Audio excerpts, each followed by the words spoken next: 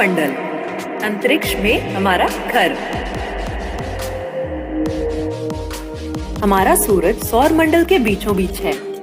8 ग्रह और लाखों छोटे छोटे एस्ट्रॉइड्स या क्षुद्र ग्रह लगातार इस सूरज के चक्कर लगाते रहते हैं।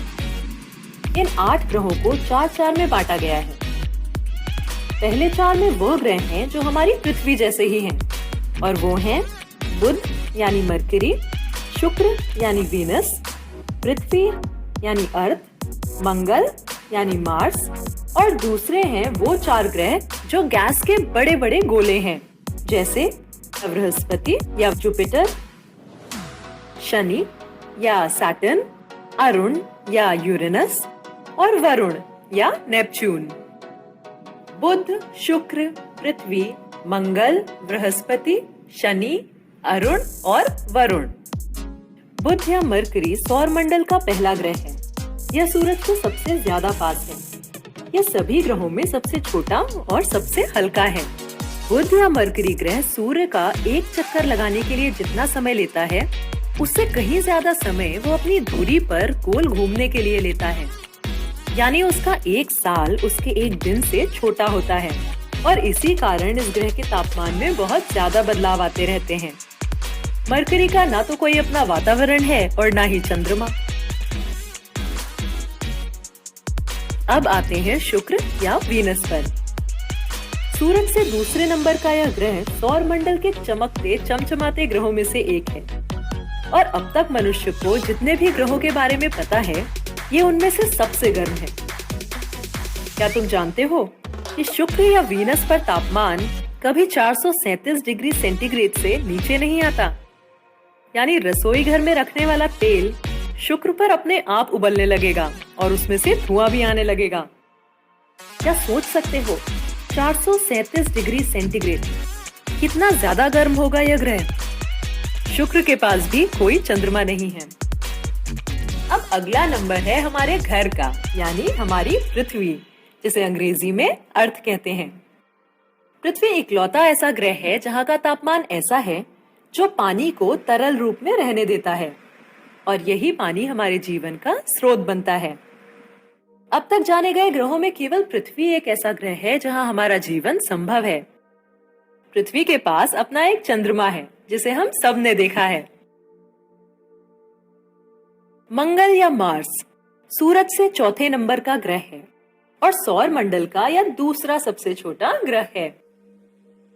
मंगल या मार्स इतना छोटा है कि बड़ी मुश्किल से वहां पर वातावरण की एक पतली सी परत पाई जाती है।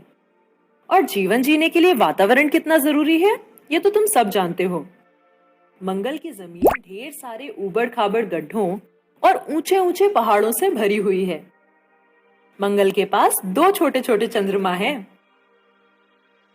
बृहस्पति या जुपिटर सौरमंडल का सबसे बड़ा और सबसे भारी ग्रह है। यह मुख्यतः हाइड्रोजन और हीलियम से बना है। बृहस्पति के पास 67 चंद्रमा हैं। शनि या सैटर्न सौरमंडल का दूसरा सबसे बड़ा ग्रह है, पर इस बड़े से ग्रह का घनत्व सभी ग्रहों के मुकाबले सबसे कम है। शनि का घनत्व इतना कम है कि अगर तुम एक पानी का टब ले आओ और शनि को उसमें डाल दो, तो अपना शनि लकड़ी की तरह उसमें तैरने लगेगा, लोहे की तरह डूबेगा नहीं। शनि ग्रह अपने बढ़े हुए छल्लों के लिए भी जाना जाता है, जो बड़ी आसानी से दिख सकते हैं।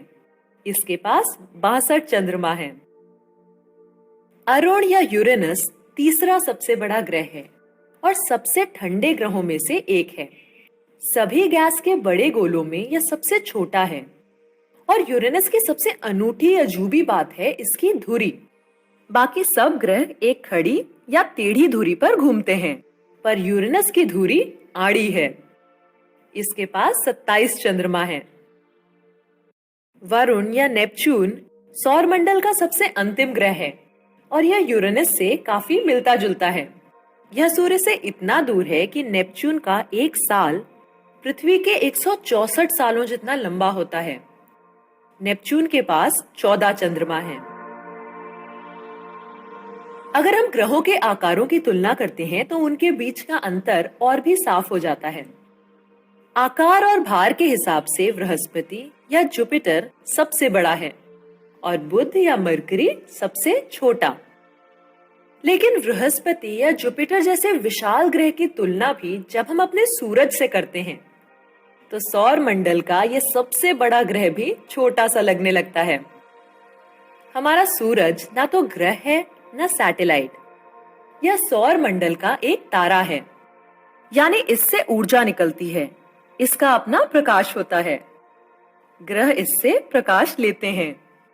हमारे सौर मंडल के भार का लगभग 99% भार तो सूरज का ही बना होता है। सूरज के केंद्र में लगभग 62 करोड़ टन हाइड्रोजन प्रति सेकंड हीलियम में बदलती रहती है और इससे पैदा हुई ऊर्जा पृथ्वी पर हमारी जरूरतों को सालों तक पूरा करने के लिए सक्षम है। लेकिन लगभग 50 करोड़ सालों में सूरज धीरे धीरे और भी गर्म और गर्म होता चला जाएगा और एक समय आएगा जब यह गर्मी पृथ्वी की बाहरी परत को गला देगी।